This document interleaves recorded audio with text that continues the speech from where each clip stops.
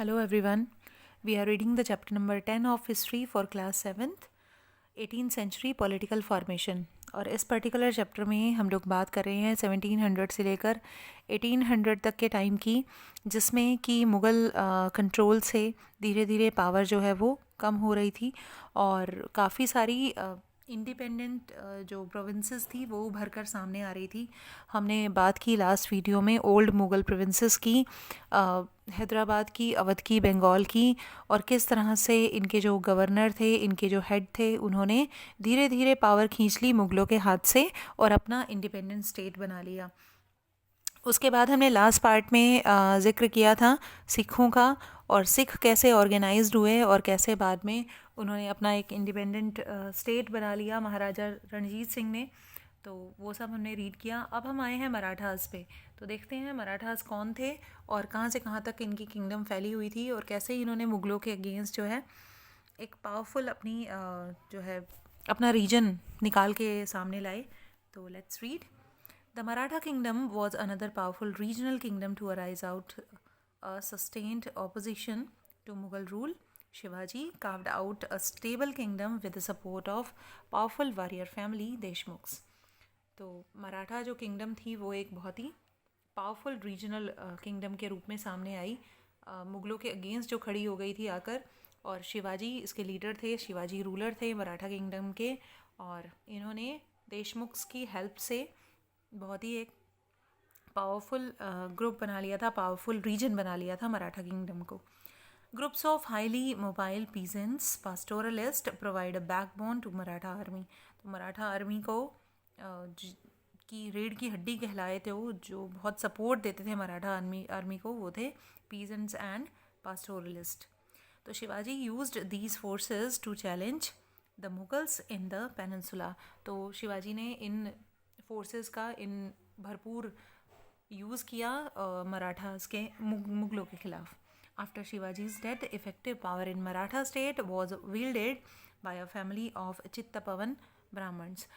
शिवाजी की डेथ के बाद उनका रूल जो है वो किसने चलाया? चित्तपवन ब्राह्मणास ने चलाया, जिनको बाद में पेशवा भी कहा जाता था। यानी शिवाजी की मृत्यु के पश्चात जो है पेशवाज ने आगे बढ़ाया रूल, और इन्होंने अपनी कैपिटल बना ली पूना को, यानी पूना मराठा राज्य की कैपिटल थी। Under the Peshwa, the Maratha developed a very successful military organization. This success lay in bypassing the fortified areas of the Mughals by raiding cities and by engaging Mughal army in the areas where the supply lines and reinforcement could be easily disturbed. तो पेशवा के under जो है मराठास ने एक successful military organisation बना ली थी, और ये जो सक्सेस थी ये फोर्टिफाइड करते जा रहे थे, अपने किले बना रहे थे, अपने आप को ऐसा एरिया तैयार कर रहे थे कि ताकि कोई उन पे आक्रमण ना कर सके। और इनका जो आक्रमण हुआ करता था, जो ये रेड किया करते थे मुगल्स पे, वो भी बहुत ही सोची समझी होती थी, और ऐसे एरियाज़ में करते थे ताकि मुग़लों की जो सप्लाई लाइंस है वो वहाँ तक ना पहुँचे, कोई भी सप्लाई उन तक ना पहुँचे और कोई री उनको ना मिले।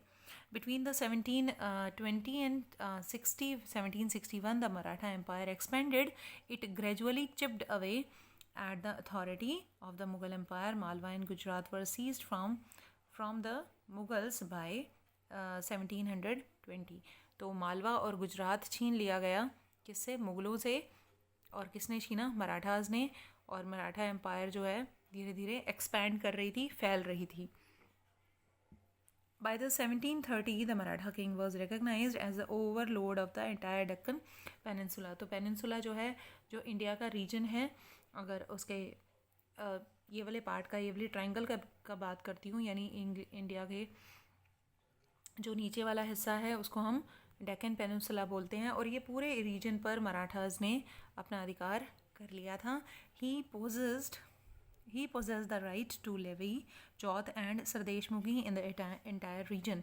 तो इनके जो टैक्सेस थे उनके नाम थे चौथ एंड सरदेशमुखी। चौथ मेनली 1/4 जो है वो पार्ट होता था, जितनी भी प्रोड्यूस होती थी किसान के खेत में उसका 1/4 चौथ कहलाता था, और सरदेशमुखी भी एक तरह का टैक्स था। After raiding Delhi in 1737, the frontier of Maratha domination expanded rapidly into Rajasthan and Punjab in the north into Bengal and Orissa.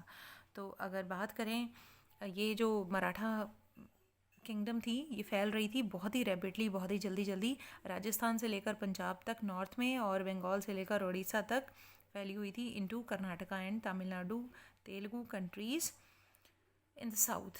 तो काफ़ी एक्सपैंड कर लिया था मराठास ने अपने राज्य को. These were not formally included the Maratha empire but were made to pay tribute as a way of accepting Maratha sovereignty. अब ये जो मैंने नाम लिए बंगाल, उड़ीसा, कर्नाटका, तमिलनाडु, तेलुगु के सारे ये नहीं कह सकते हम मराठा एम्पायर का पार्ट थे, बट इन सारे रीजन को मराठा को कुछ ना कुछ ट्रिब्यूट देनी पड़ती थी. उनको एज अ टैक्स के रूप में उनको नजराने ये देते थे.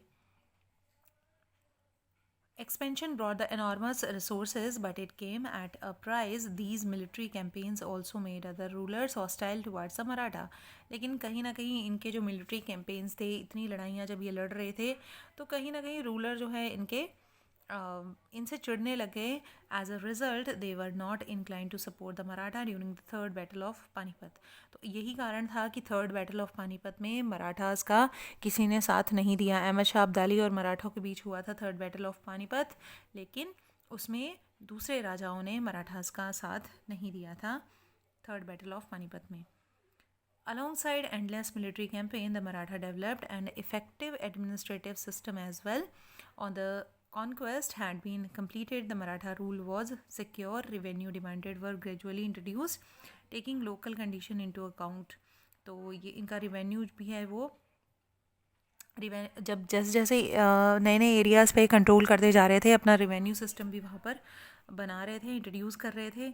Agriculture was encouraged and trade were revived. तो एग्रीकल्चर को भी बढ़ावा मिला और यहाँ पे इन्होंने ट्रेड के भी नए से नए जो तरीके हैं वो निकाले. This allowed Maratha chiefs like Scindia of Gwalior and Gaikwad of Baroda and Bhonsle of Nagpur the resources to raise powerful armies. तो अब जो है बहुत सारे अलग अलग ग्रुप्स जो थे, हम सिंधिया की बात करें जो ग्वालियर से थे, या गायकवाड़ की बात करें जो बड़ौदा के थे, भोंसलेस की बात करें जो नागपुर से थे, इन्होंने अपनी पावरफुल आर्मी बना ली थी उस समय.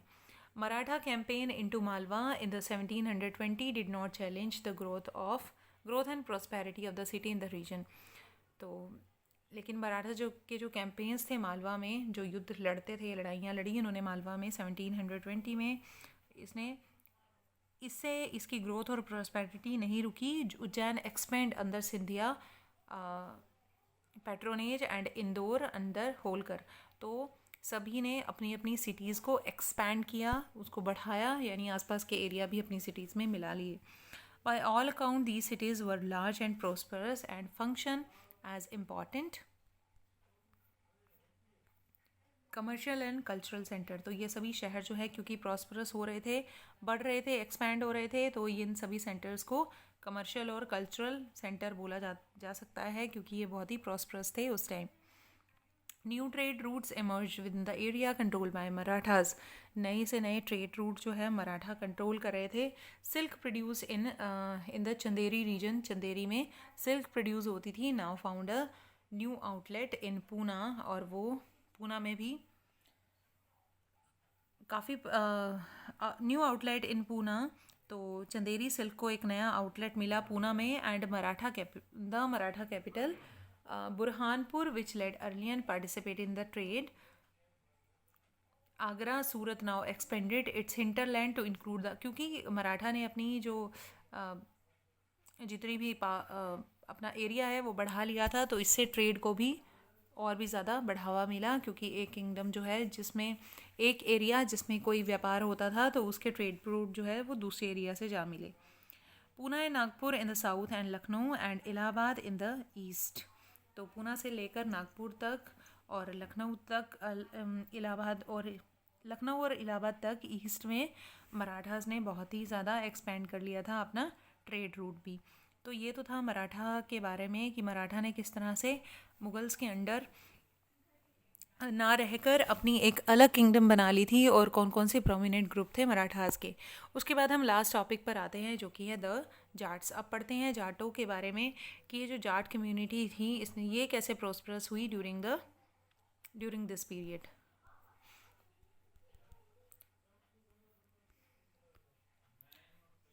The Jats, like the other states,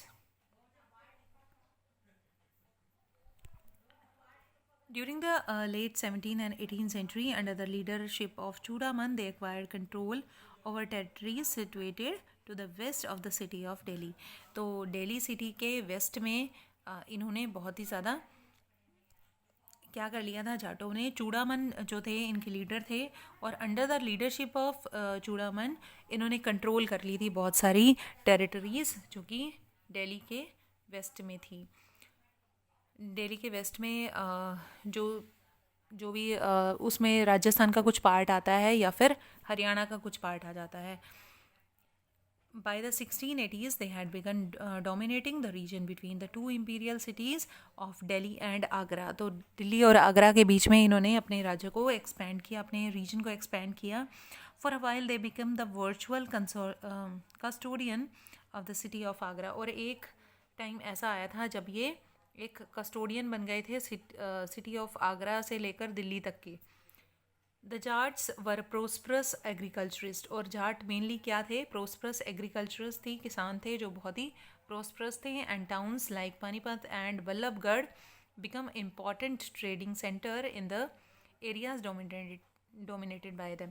तो बल्लभगढ़ और पानीपत इनका मेन एरिया था, इनका ट्रेडिंग सेंटर था जहाँ पर ये व्यापार भी किया करते थे अपने जो भी एग्रीकल्चरल प्रोडक्ट थे उनका। Under the Surajmal the kingdom of Bharatpur जो है वो राजस्थान में है। तो वो जो इनके लीडर थे उस समय वो सूरजमल थे और भरतपुर किंगडम में इन्होंने इमर्ज कर लिया as a strong state. Bharatpur जो है एज अ स्ट्रॉन्ग स्टेट बनकर उभरा। और भरतपुर कहाँ है, राजस्थान में। और किसके अंडर उभरा था ये, सूरजमल के under. When Nadir Shah sacked Delhi in 1739, many of the city's notable took refuge there. So his son Jawahir Shah had 30,000 troops of his own and hired another 20,000 Maratha and 1,500 Sikh troops to fight the Mughals. तो ये जो है